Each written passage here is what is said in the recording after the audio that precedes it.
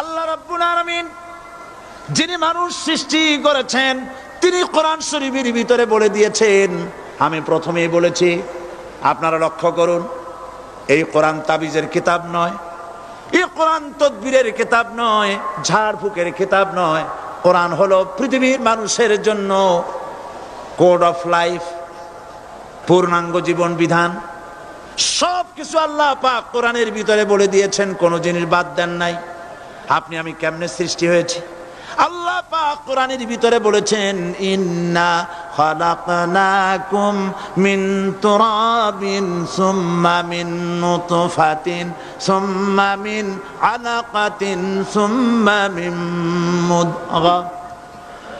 নিষ্প্রাণ মাটি দিয়ে তোমাকে উৎপন্ন করা হয়েছে, নিষ্প্রাণ মাটির উপাদান দিয়ে তোমাকে তৈরি করা হলো। মায়ের পেটের ভিতরে এক ফোঁটা নাপাক পানি জমাট রক্তে পরিণত হয়ে গেল। জমাট রক্ত আস্তে করে গোস্ত পিণ্ড হলো। গোস্ত পিণ্ডকে সুন্দর করে সাজায়া, হাড্ডি গুড্ডি বানায়া, স্ট্রাকচার তৈরি করে তার উপরে ফাকাসাউনাল ইযামা লাহমা, চামড়া দিয়ে গোস্ত দিয়া সাজায়া সুন্দর করে বানালাম। আল্লাহর পরিচয় শুনুন, আল্লাহ আমার কেমন আল্লাহ। মায়ের পেটের ভিতরে সন্তান বানায়া এরপরে যখন রূহ দেওয়া হয়েছে, ক্ষুধা লেগেছে, খাবারের প্রয়োজন হয়েছে, আল্লাহ রাব্বুল আলামিন ওই কচি বান্দা মায়ের পেটে বসে কি খাবে সেজন্য তার মা চিন্তা করে নাই, বাবা চিন্তা করে নাই, সরকার চিন্তা করে নাই। আল্লাহ রাব্বুল আলামিন মায়ের মাসিক অসুখকে বন্ধ করে দিয়ে সন্তানের নাভির সাথে আর মায়ের নাভির সাথে তার লাগায়া, পাইপ লাগায়া মায়ের মাসিক অসুখের রক্তগুলি দিয়ে সন্তানকে বড় বানালেন। মুখ দিয়া এই রক্ত পান করালেন না, মুখটাকে পবিত্র রেখে দিলেন যাতে করে পৃথিবীতে আসার পর ওই মুখ দিয়া আল্লাহ রাব্বুল আলামিনের জিকির করতে পারো। সন্তান মায়ের ভিতরে পেটের ভিতরে বড় হলো। আল্লাহ রাব্বুল আলামিন বলেন, মাস দিন যখন পুরা হয়ে গেল, সুম্মা নুখরিজুকুম তিফলা, বাচ্চার আকারে পৃথিবীতে নিয়ে আসলাম। এখন খাবা কি? পৃথিবীতে যখন বাচ্চা এলো তখন তার পেটের সাথে যে সংযোগ ছিল মায়ের নাভির সাথে আর সন্তানের নাভির সাথে, সেই সংযোগ তার আর কি থাকলো? কি করা হলো? কেটে দেওয়া হলো। লক্ষ্য করুন, খাবারের জন্য একটি মাত্র পাইপ আল্লাহ লাগাইছিলেন, পৃথিবীতে সন্তান আসার সঙ্গে সঙ্গে পাইপটা কেটে দেওয়া হলো। এবার কি খাবে? আল্লাহ রাব্বুল আলামিন মায়ের বুক থেকে সন্তানের জন্য এবার সিঙ্গেল সিগন্যাল, তার জন্য সিঙ্গেল কোন লাইন যেটা ছিল কেটে দিয়া মায়ের বুক থেকে সন্তানের জন্য ডাবল লাইন আল্লাহ চালু করে দিলেন। এমন দুধ বানায় দিলেন যা শুধু খাবার নয়, শুধু ফুড ভ্যালু নয়। এই দুধের ভিতরে ক্যালসিয়াম, এর মধ্যে ভিটামিন, এর মধ্যে আয়রন, এর মধ্যে মেডিসিন। দুনিয়ার এই সন্তান ছিল ফি কারারিম মাকিন, সুরক্ষিত জায়গার ভিতরে ছিল। কোনো পলিউশন সেখানে যেতে পারতো না, রোগের জার্ম সেখানে যেতে পারতো না। দুনিয়ায় এলো দূষিত আবহাওয়ার ভিতরে। এই সন্তানকে এখনই অ্যান্টিবায়োটিক খাওয়ালে পরে অসুবিধা হবে। আল্লাহ রাব্বুল আলামিন মায়ের দুধের ভিতরে ঔষধ দিয়া রোগের প্রতিষেধক বানায়া দিলেন। এ হলো আমার আল্লাহ। এ আমার কে? আল্লাহ। জোরে বলেন আল্লাহ। আল্লাহ আল্লাহ রাব্বুল আলামিন মায়ের দুধ দিয়ে সন্তানকে বড় করলেন আর শোনায় দিলেন, খবরদার এই মায়ের সাথে, এই বাপের সাথে নাফরমানি করবি না। মা বাপের জন্য আমার কাছে দোয়া করবে, রব্বির হামহুমা কামা রাব্বায়ানি সাগীরা। সবাই পড়েন আমার সাথে, রব্বির হামহুমা কামা রাব্বায়ানি সাগীরা। আল্লাহ পাক শিখাই দিলেন, বান্দারে আমার কাছে দোয়া করায় আল্লাহ, আমার মা বাপ আমাকে ছোটবেলায় যেভাবে স্নেহের কোলে লালন পালন করেছে, এইভাবে আমার মা বাপদের তোমার রহমতের কোলে লালন পালন করো। মনে থাকবে ভাইরা? বলেন মনে থাকবে? প্রত্যেক নামাজের পরে মা বাবার জন্য দোয়া করবেন, বেঁচে থাকুক আর মরে যাক, দোয়া করবেনই। মনে থাকবে? রব্বির হামহুমা কামা রাব্বায়ানি সগীরা। আবার পড়েন রব্বির হামহুমা কামা রাব্বায়ানি সগীরা। আল্লাহ পাক মায়ের মর্যাদা এত বাড়াইছেন, সাহাবী প্রশ্ন করেছে ইয়া রাসূলুল্লাহ খেদমত করব কার? হুজুর বলেন তোমার মায়ের, তারপরে কার? তোমার মায়ের, তারপরে কার? তোমার মায়ের, তারপরে কার? তোমার পিতার। বাপের চাইতে মায়ের মর্যাদা আল্লাহ 3 গুণ বাড়াইয়া দিলেন, 3 গুণ বৃদ্ধি করে দিলেন। হাদিস শরীফে এসেছে হযরত আবী হুরায়রা রাদিয়াল্লাহু তাআলা আনহু রাসূলের কাছে এসে রাতের বেলায় কাঁদতেছিলেন। হুজুর প্রশ্ন করলেন, আবু হুরায়রা কাঁদো কেন? হযরত আবু হুরায়রা বলছেন, হুজুর মা আমাকে মেরেছে। তিনি প্রশ্ন করলেন, আচ্ছা মা তোমার মারলো কেন? তুমি কি কোনো বেয়াদবি করছো? তিনি বললেন না। তবে মারলো কেন? হযরত আবু হুরায়রা বলেন, ইয়া রাসূলুল্লাহ আপনার খেদমত থেকে বাড়ি ফিরতে আমার দেরি হয়ে গিয়েছিল। গভীর রাত্রে যখন বাড়ি গেছি, মা আমাকে প্রশ্ন করলেন, বাবা দেরি হলো কেন, কোথায় ছিলি? তাম পৃথিবীর মানুষ যেই কদম মোবারক চুমু দিতে পারলে ধন্য হয়ে যায়, সেই আখিরি জামানার পয়গম্বর নবী মুহাম্মদ রাসূলুল্লাহ সাল্লাল্লাহু আলাইহি সাল্লামের দরবার থেকে আসতে আমার দেরি হয়ে গেছে। ইয়া রাসূলুল্লাহ আমার মা আপনার নাম শুনে তার গা জ্বলে উঠল, তিনি কাফের মুশরিকা। আপনার নাম শুনে অগ্নি শর্মা হয়ে আমাকে ধরে পিটানো আরম্ভ করলেন আর বললেন, আবু হুরায়রা হয় মুহাম্মদ সাল্লাল্লাহু আলাইহি সাল্লামের বাড়ি ছাড়বি, নইলে আমার বাড়ি ছাড়বি, কি করবি বল? মার খেতে খেতে আমি বললাম, মা তোমার গায়ে যত শক্তি আছে আমারে মারো, তোমার বাড়ি শুদ্ধ, তাম দুনিয়াটা ছেড়ে দিতে পারি, মুহাম্মদ রাসূলুল্লাহর কদম মোবারক ছেড়ে দিতে পারি না। হুজুর আমার মা গলা ধাক্কা মেরে আমাকে বের করে দিয়েছেন। হুজুর বলছেন, আবু হুরায়রা মা তোমাকে মেরেছে আর আমার কাছে নালিশ করছো, আমি তোমার মায়ের কোনো বিচার করতে পারবো না। সুবহানাল্লাহ, এত বড় পাওয়ারফুল নবী, শানওয়ালা, ইজ্জতওয়ালি, বরকতওয়ালি, এত বড় নবী বলছেন মা মেরেছে, আমার করার কিচ্ছু নাই। সুবহানাল্লাহ। তোমার মা মুশরিকা হোক আর যাই হোক, তোমার মা। সুবহানাল্লাহ বলেন। আমার বন্ধুগণ, হযরত আবু হুরায়রা বলেন, ইয়া রাসূলুল্লাহ মায়ের বিরুদ্ধে কোনো অভিযোগ নিয়ে আমি আপনার কাছে আসি নাই। হুজুর বললেন, কেন আসছো বলো খুলে। আবু হুরায়রা বলেন, হুজুর আমি জানি আপনি আল্লাহর দরবারে যদি কোনো ব্যাপারে হাত তোলেন আল্লাহ মঞ্জুর করে ফেলেন। আপনি দয়া করে আমার মার জন্য দোয়া করেন, আল্লাহ যেন হেদায়েত দিয়ে দেন। আমার নবীজি দুখানে হাত উত্তোলন করলেন, বললেন, আল্লাহুম্মা ইহদি উম্মা আবি হুরায়রা, আয় আল্লাহ আমি দোয়া করতেছি আবু হুরায়রার মাকে হেদায়েত নসিব করো। হুজুর হাত তুলে মোনাজাত করছেন, আবু হুরায়রা দৌড় দিলেন বাড়ির দিকে। কয়েকজন সাহাবী হযরত আবু হুরায়রার জামা টেনে ধরেছে, এই ভদ্রলোক দৌড়ায় কেন? এত শান্ত মানুষ, কখনো গরম হয়ে কারো সঙ্গে কথা বলে না, এই মানুষটা দৌড়ায় কেন? কোনো বিপদ হইল নাকি? জামা টেনে ধরে বলে, আবু হুরায়রা দৌড়াও কেন? হযরত আবু হুরায়রা বলেন, জামা ছেড়ে দাও, কোনো বিপদ আমার হয় নাই, আমি দৌড়াইয়া বাড়ি যাই দেখতে চাই। আমি দৌড়াইয়া আগে বাড়ি যেতে পারলাম না, আমার নবীর দোয়া আগে আমার বাড়ি চলে গেছে, আমি এটা দেখতে চাই। হযরত আবু হুরায়রা দৌড়াতে দৌড়াতে বাড়ি চলে গেছেন। দরজায় নক করলেন, ভেতর থেকে আওয়াজ এলো, কে? তিনি বললেন, আমি আবু হুরায়রা, মা দরজা খুলে দাও, আমি তোমার সন্তান। মা বললেন, বাবা অপেক্ষা করো, দরজা খুলতেছে। হযরত আবু হুরায়রা বলেন, মায়ের গলার আওয়াজের ভেতরে কুফরিত কর্কশতা পেলাম না, মায়ের গলার আওয়াজের ভেতরে তাওহীদের নরমিয়াত পেলাম। আমার কাছে মনে হলো আমি আবু হুরায়রা বাড়ি আসার আগে নবীজির দোয়া আল্লাহর আরশে পৌঁছে গেছে। আবু হুরায়রা বলছেন, মা আমার কিছুক্ষণ পরে ঘরের থেকে বেরিয়ে এসেছেন, আমি দেখলাম মায়ের শরীর ভিজা, মাথার চুল দিয়া পানি টপকাচ্ছে।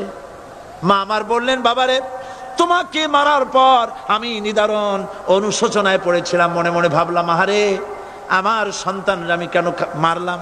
সে তো কোনো খারাপ কাজ করে নাই, কোনো খারাপ জায়গায় যায় নাই, এত ভালো মানুষ যার সম্পর্কে লোকেরা খামোখাই মিথ্যা কথা বলে, এই ভালো মানুষটার কাছে গেছে, সেজন্য আমি মারলাম কেন?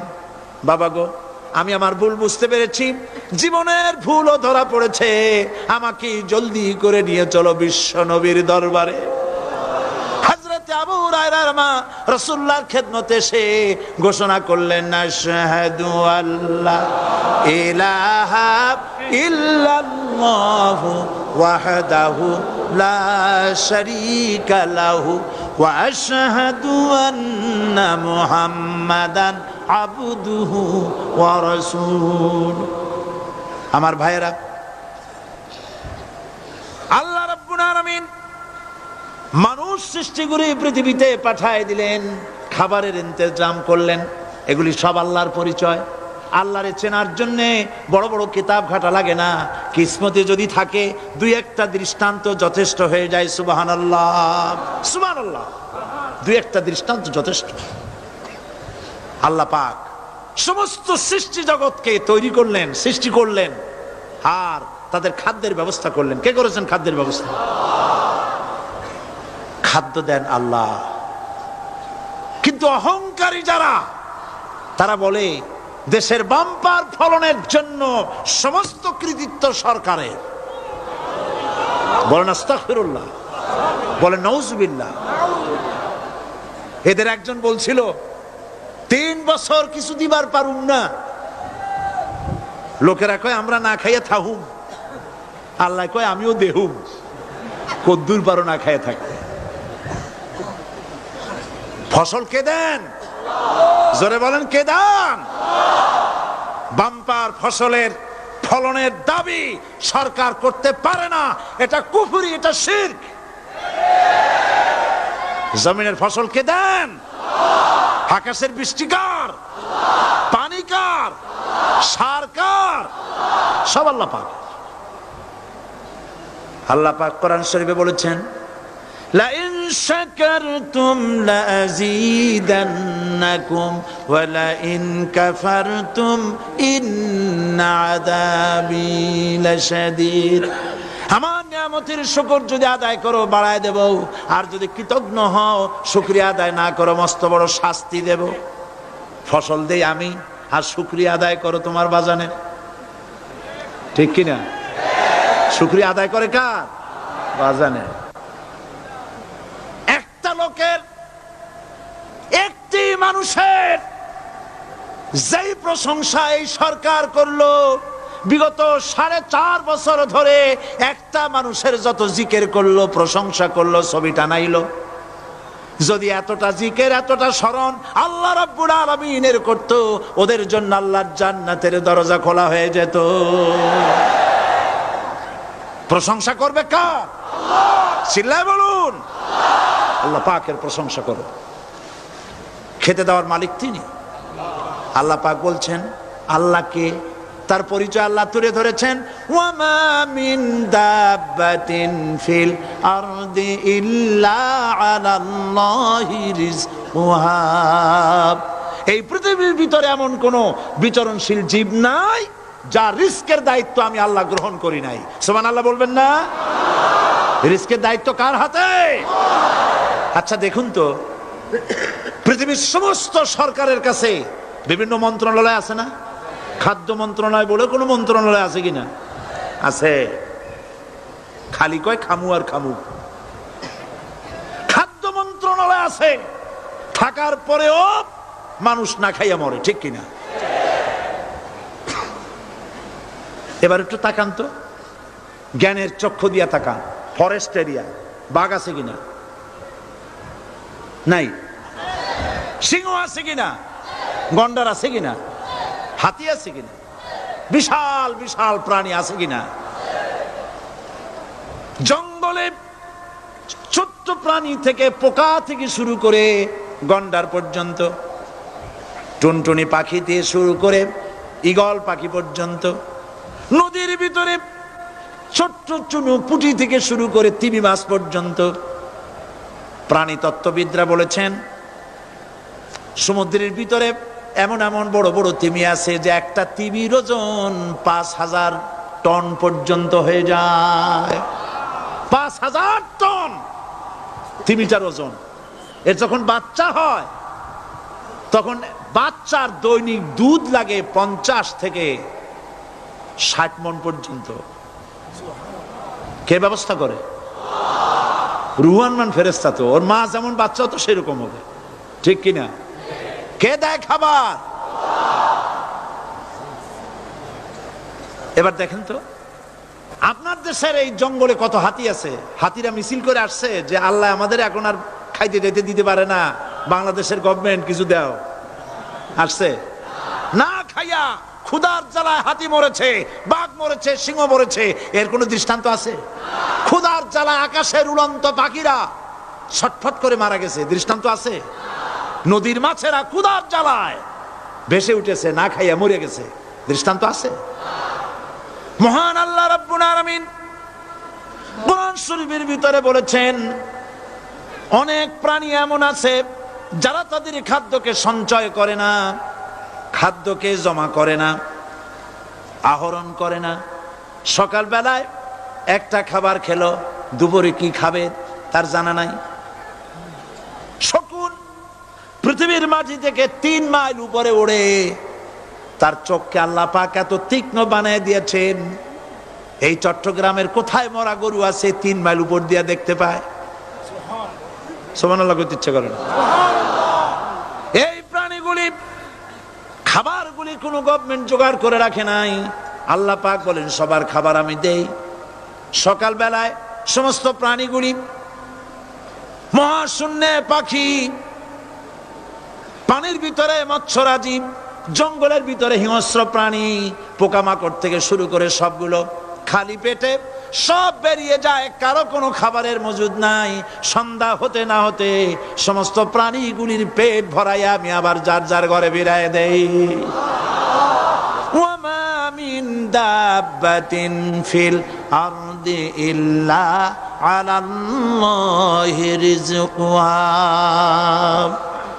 সমস্ত প্রাণীর রিজকের দায়িত্ব আমি আল্লাহর হাতে। কে দেয় রিজক? জোরে বলুন, কে দেন? আল্লাহ পাক।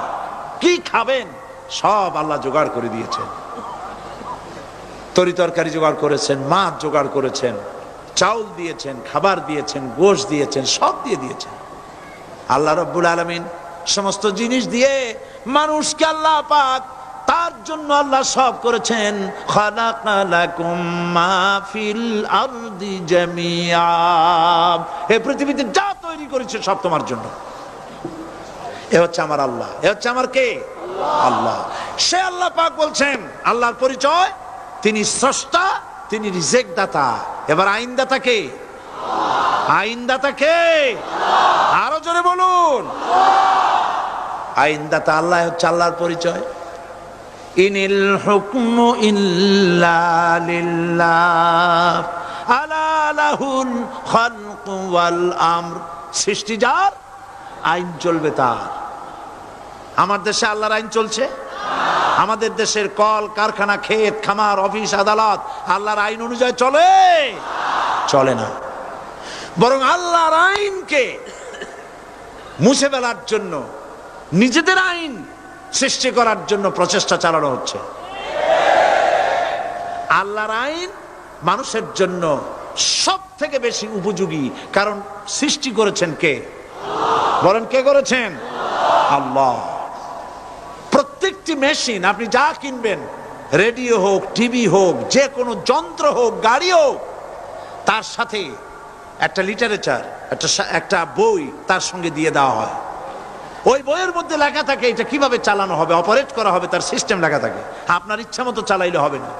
এই মানব গোষ্ঠীকে সৃষ্টি করেছেন এখন আপনি যদি আপনার আইন মতো চালান তা কি চলবে? চলবে না। আপনি আপনার আইন মতো চালাচ্ছেন, ভালোভাবে চলতেছে? চলতেছে না। স্বরাষ্ট্রমন্ত্রী বলতেছেন সন্ত্রাসীদেরকে মাটির তলা থেকে খুঁজে বের করা হবে, কিন্তু নাকের উপর দিয়া ব্রিফকেস চুরি হয়ে যায়, উনি তা ধরতে পারেন না। এই হলো আইন। অনাবরত খুন হচ্ছে, অনাবরত সন্ত্রাসী তৎপরতা চলছে, আর ওনারা বলছেন আগের থেকে এগুলি চলে আসছে, একজনের খুনের বিচার না হইলে এরকম খুন তো হইতেই থাকবে। তাহলে খুনকে, হত্যাকে, সন্ত্রাসকে সরকার জাস্টিফাইড করছেন। নাউজুবিল্লাহি মিন যালিক। এই জন্য আইন হতে হবে আল্লাহর। আইন হতে হবে কার? চিল্লায় বলেন, আল্লাহ পাকের আইন হতে হবে। আমি একদিন পার্লামেন্টে বলেছিলাম, আমার দেশের নেতা নেত্রীরা বারবার হজ করতে যান, উমরা করতে যান, সেখান থেকে আসার সময় কি আনেন? আতর, পাথর, সুরমা আর খুরমা, এই কিছু নিয়ে আসলেন। কিন্তু আমি বলেছি আপনারা কি কিছু চোখে দেখেন না? পার্লামেন্টে এইভাবে বক্তৃতা করেছে, কিছু চোখে দেখেন না? আমি প্রশ্ন করে আমি আবার জবাব দিচ্ছি, আপনারা যারা হজ করতে যান, উমরা করতে যান, হজের কথাই ধরি, এই হজ করতে যখন যান তখন মুজদালিফায় একটা রাত কাটাইতে হয়। সেটা কোন দিন? ইয়ৌমে আরাফার পরের দিন। এই মাঠে দালান কোঠা আছে, এখানে বেড়া আছে, শামিয়ানা আছে, পর্দা আছে, তাবু আছে, কিচ্ছু নাই। লক্ষ লক্ষ নারী আর পুরুষ পাশাপাশি শুয়ে থাকে, তাও সুবহানাল্লাহ কইতে ইচ্ছা করে না। সারা রাত জনে জনে পুলিশ পাহারাদার নাই। কিরকম মেয়ে লোক, চাঁদের সৌন্দর্য হার মানায় দিতে পারে, এরকম সুন্দরী, এরকম সুন্দরী নারী, সুদর্শন পুরুষ পাশাপাশি রাস্তার ধারে মরুভূমির ভিতরে সারা রাত কাটাচ্ছে। ইয়ৌমে আরাফার পরের রাতটা একটা রাত পুরা। এভাবে চলতেছে বছরের পর বছর, শতাব্দীর পর শতাব্দী, সহস্রাব্দীর পরে সহস্রাব্দী। আমি প্রশ্ন করি, পৃথিবীর ইতিহাসে কেউ কি এমন কথা বলতে পেরেছে, লিখতে পেরেছে যে মুজদালিফার রাতে সেখান থেকে 10টা নারী হাইজ্যাক হয়েছে, 5টা নারী লাঞ্ছিত হয়েছে? বলতে পারবে? গভীর রাত্রে পুরুষ সঙ্গী ছাড়া সুন্দরী রমণী, যুবতী রমণী একাকিনী নিজের ঘর ছেড়ে আল্লাহর ঘরে তাওয়াফ করতে আসে। তাওয়াফ সেরে তাহাজ্জুদের নামাজ পড়ে আল্লাহর কাছে মোনাজাত করে একা একা হাজার হাজার লাখো পুরুষের ভিতর থেকে আপন ঘরে ফিরে যায়। কারো বাবার হিম্মত নাই একবার তাকায় সে তো রূপ উপভোগ করার জন্য আবার তাকায়, অথবা তার আঁচল ধরে টান মারে। আছে ইতিহাস? কথা কন না কেন? সুন্দরী একটা মাইয়া মক্কা থেকে মদিনা থেকে পাওয়া যায় না, 15 দিন হয়ে গেছে। হয়েছে কখনো? এবার জবাব দেন, কেন হয় না? কেন হয় না? আমার দেশের মেয়েরা রাস্তা দিয়ে হাঁটতে পারে না। হাই স্কুল মেয়েদের, হাই স্কুল মেয়েদের কলেজ যখন ছুটি হয়, তথাকথিত সোনার ছেলেরা গেটের সামনে এতিমের মতো কাড়ায় থাকে। অনবরত হাইজ্যাক হচ্ছে, ধর্ষণের সেঞ্চুরি হচ্ছে। আর ওখানে হয় না কেন? ওখানে হয় না এই কারণে, এই কোরআনের আইন আল্লাহ রাব্বুল আলামিন যে আইন দিয়েছেন, ওখানে আইন বলবৎ আছে। আছে নাকি?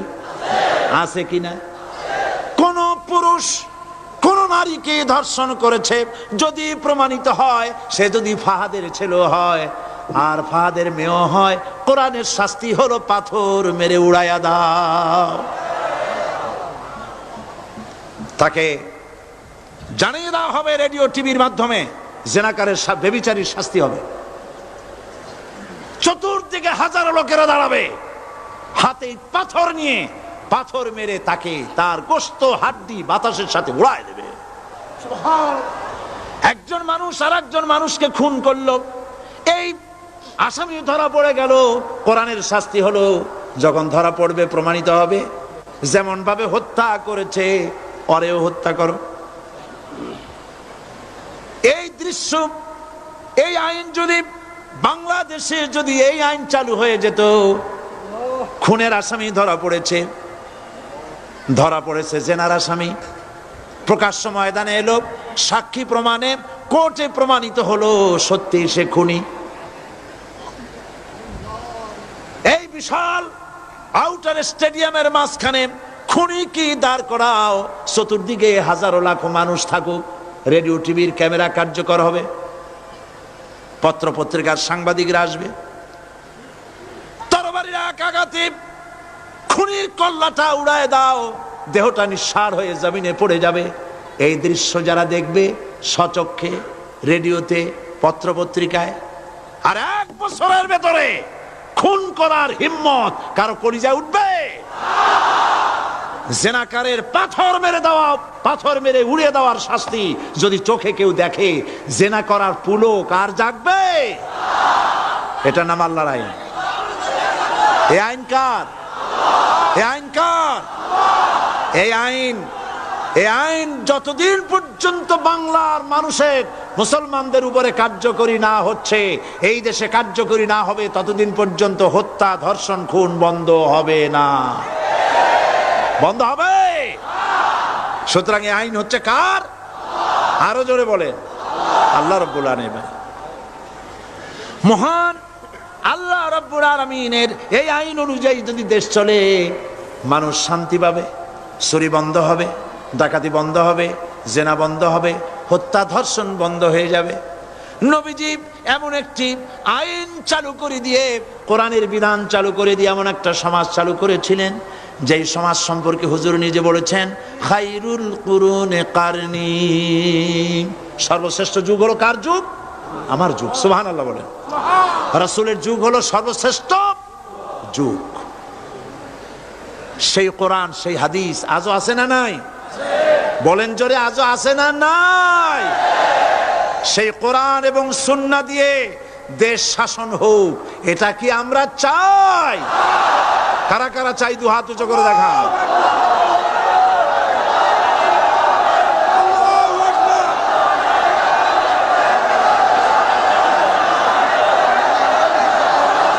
আরে ভাই, আপনারা দাঁড়ায় গেলেন কেন? বসেন বসেন। আমি তো একটা স্লোগান দিতে বললাম, হাত দেখতে চাইছি আমি, মাথা দেখতে চাই নাই। এই সুযোগে কোমরটা সোজা করে নিলেন। আচ্ছা বসেন, আর মহব্বতের সাথে জিকির করেন, লা ইলাহা ইল্লাল্লাহ, লা ইলাহা ইল্লাল্লাহ, লা ইলাহা ইল্লাল্লাহ, লা ইলাহা ইল্লাল্লাহ, লা ইলাহা ইল্লাল্লাহ, লা ইলাহা ইল্লাল্লাহ। জোরে সরে সবাই জিকির করেন, লা ইলাহা ইল্লাল্লাহ, লা ইলাহা ইল্লাল্লাহ, লা ইলাহা ইল্লাল্লাহ, লা ইলাহা ইল্লাল্লাহু মুহাম্মাদুর রাসূলুল্লাহ। বসুন, আমরা মুনাজাত করব। আল্লাহ রাব্বুল আলামিন আয়াতুল কুরসির ভিতরে আল্লাহর সার্বভৌমত্বের কথা বলেছেন, আল্লাহু লা ইলাহা ইল্লা হুয়াল হাইয়ুল কাইয়্যুম। পড়েন আমার সাথে সবাই, আল্লাহু লা ইলাহা ইল্লা হুয়াল হাইয়ুল কাইয়্যুম। আল্লাহ হচ্ছেন যিনি ছাড়া কোনো ইলাহ নাই, তিনি শাশ্বত চিরঞ্জীব। সুবহানাল্লাহি বিহামদিহি। আগামীকাল এর বাকি অংশ আমি আপনাদের সামনে আলোচনা করব ইনশাআল্লাহ। জোরে বলেন ইনশাআল্লাহ। দাঁড়ানো ভাইরা বসেন। আপনাদের পাশে যারা দাঁড়িয়েছেন অনুরোধ করে বসায় দেন। বলেন যে আর 5টা মিনিট বসেন, আল্লাহর রাস্তায় হাঁটেন না। হ্যাঁ বলেন, বলেন আপনারা যে আল্লাহর রাস্তায় হাঁটেন না, বসেন, সবাই বসেন। এত বড় মাহফিলের মুনাজাত, সুবহানাল্লাহ বলেন। চট্টগ্রামের ইতিহাসের শ্রেষ্ঠ মাহফিল, চিল্লায় বলেন সুবহানাল্লাহ। গোটা বিশ্বের কোরআনের শ্রেষ্ঠ মাহফিল, বলেন সুবহানাল্লাহ। যারা বলেন আলহামদুলিল্লাহ। আগামীকাল এ মাহফিলের আখেরি মুনাজাত হবে ইনশাআল্লাহ। বলেন ইনশাআল্লাহ। আমি আন্তরিকভাবে দুঃখিত, প্রতি বছর আমার মা বোনদের জন্য, চট্টগ্রামবাসী আমার মা বোনদের জন্য আলাদাভাবে তাদের প্রশ্নের উত্তর দেই এবং তাদের সামনে কোরআন হাদিসের কথা আলাদাভাবে বলি। এবছর দিন কম হয়ে গেল বলে মহিলারা, মা বোনেরা বঞ্চিতা হয়ে গেলেন। শিশু কিশোরদের জন্য আলাদাভাবে সমাবেশ করা হয়, তাও বঞ্চিত হয়ে গেল। এই বিশাল তাফসীরুল কোরআন মাহফিলের বরকত থেকে চিটাগংবাসীকে যারা বঞ্চিত করলো, আল্লাহ তাদের হেদায়েত নসিব করে দিন। যদি হৃদয় থাকে, যদি হৃদয় বলে কিছু থাকে,